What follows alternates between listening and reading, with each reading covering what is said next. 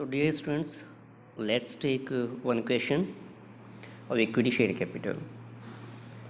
So now we are going to calculate the cost of equity share capital, and in this question I am using the dividend yield method or DP ratio method, and actually I am going to discuss this question using the newly issued equity shares. So dividend yield method for newly issued equity capital. So the question says that there is a company which issued 10,000 equity shares of rupees 10 each at a premium of rupees 2 each. The company has incurred issue expenses of rupees 5,000. The equity shareholders expect the rate of dividend to 18% per annum. So we are required to calculate the cost of equity share capital. So dear students, अगर इस question के अंदर newly issued equity share capital नहीं होता तब हमें cost of equity के लिए फॉर्मूला यूज़ करना होता DPS upon MPS into 100. Means we actually calculate cost of equity capital in normal conditions using the market price per share. But in this question I am taking the newly issued equity shares जिनके लिए हमारे पास market share का prices नहीं होता है, तो उसके लिए हम क्या करते हैं, इसमें हम इशू एक्सपेंसेस को कंसीडर करते हैं. So instead of DPS upon MPS into 100 we will use the other formula which is DPS upon NP into 100 and NP is the net proceed. अब इस NP और net proceed को हम कैसे calculate करते हैं? We actually deduct the amount of issue expenses from the market price per share. So let's start. At first, let me tell you how we calculate the market price per share. In this question, the company has issued 10,000 equity shares of rupees 10 each. Means rupees 10 is actually the face value of equity share, but the shares are issued at a premium of rupees 2 each.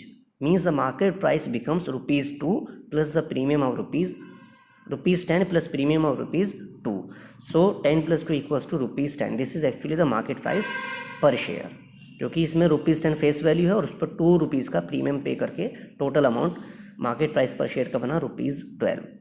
Now let us calculate the issue expenses per share. In this question we have been given the amount of rupees 5,000 for issue expenses, but these rupees 5,000 of issue expenses have been incurred for 10,000 equity shares.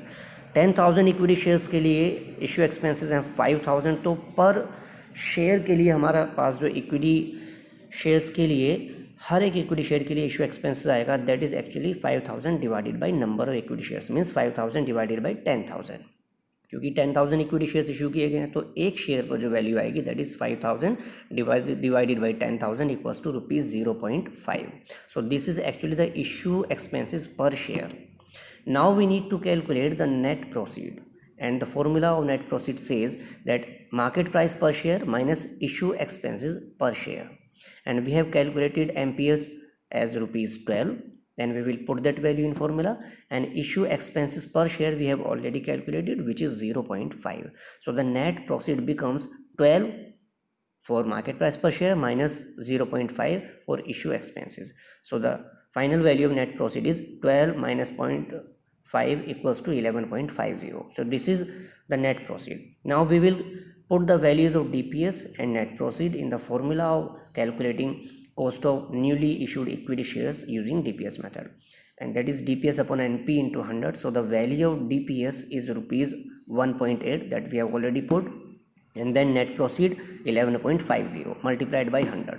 After calculating all this we actually get 15.65%, and that is actually the cost of newly issued equity shares using the DPS or dividend price ratio method or dividend yield method. I hope the question is